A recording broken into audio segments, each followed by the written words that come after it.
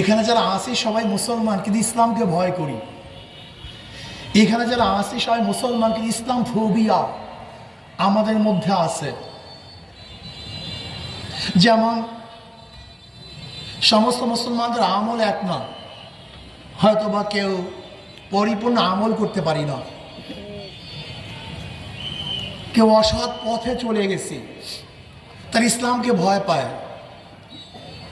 উদাহরণস্বরূপ এক গাঁজা করে একদিন বলতেছে, হুজুর ইসলামী হুকুমত যদি হয় আমার গাঁজার অবস্থা কি, আমি গাঁজা সেবন কিভাবে করব? ব্যক্তি নেশাগ্রস্ত, তার টেনশন ইসলাম তো ইসলাম না, ক্ষমতা টমতা না, তার টেনশন কি? সবাই বলেন গাঁজা। আমার সরেন তো আপনি কোথাকার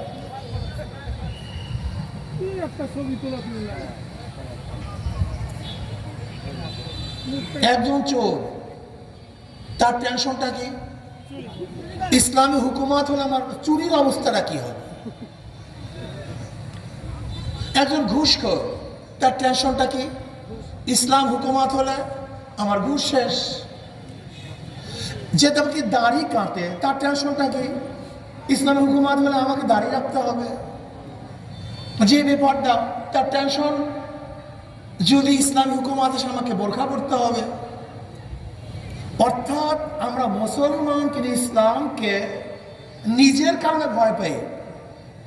যেহেতু আমি এই কাজে অভ্যস্ত, ইসলাম হুকুমত আসলে এই কাজগুলি করতে পারবো না।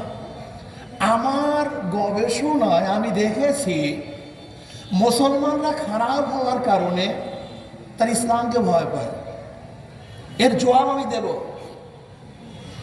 আমি ওই গাঁজার খুঁকে বললাম, ভাই তুমি ইসলাম হুকুমত আসলে গাঁজা কিভাবে সেবন করবা এই টেনশনে আসো, তুমি মসজিদে গিয়ে কি গাঁজা সেবন করতে পারো? সে বলছে না। আমি বললাম কেন? বলে হুজুর পরিবেশ নেই, মসজিদে গাঁজা সেবনের পরিবেশ নেই। আমি বললাম ইসলাম হুকুমত আসলে গোটা বাংলাদেশটা মসজিদের পরিবেশ হয়ে যাবে। তুমি নিজেই গাঁজা সেবন করতে পারবে না, মন চাইবে না, ভালো লাগবে না, কোনো সমস্যা আছে? না হুজুর তা তো সমস্যা নেই। এই কথা আপনারা অনেকেই বিশ্বাস করেন নাই। আমি বাস্তব উদাহরণ দেই। এখানে যারা আসি এর মধ্যে কি একজন লোকও নাই যারা ধূমপান করি? কথা বলেন না কেন? একজন লোকও নাই। তো এখন ধূমপান করেন না কেন? নিষেধ করছি, বাধা দিছি, রাগ করছি, করেন না কেন? জোরে বলেন। আপনার বুকে হাত দিয়া বলেন, আপনারা যারা এখানে ধূমপান করেন দাঁড়ানো আছেন, একবারই কি মনে চাইছে একটা টান দেই? কিসের কারণে? আমি তো বাধা দেই নেই, নিষেধ করি নেই। আপনার পরিবেশ আপনাকে ভুলাই দিছে যে এই কাজটা আমি করবো না। যে ব্যক্তি চোর, সে ভাবছে আমার চুরির অবস্থা কি। আপনি চুরি করেন কেন? ক্ষুধা, খেতে পারেন না, সন্তানরা ক্ষুধার্ত, আপনার স্ত্রী কাপড় নাই, ঘর নাই, বাড়ি নাই, এর জন্য।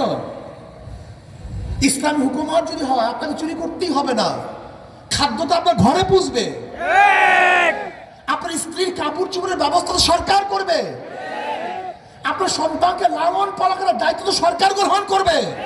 আপনি চুরি করবেন কেন? আপনি ভয় পাচ্ছেন কেন? কারণটা কি? যারা ঘুষ খান, আপনার চিন্তা করেন ইসলামী হুকুমত আমার ঘুষের অবস্থাটা কি? ইসলাম হুকুমত আসলে আপনার ঘুষের কথা মনেই থাকবে না, ভুলে যাবেন যে ঘুষ একটা বস্তু আছে, এটা মনে নাই, ভুলে গেছেন। সমস্যা কি?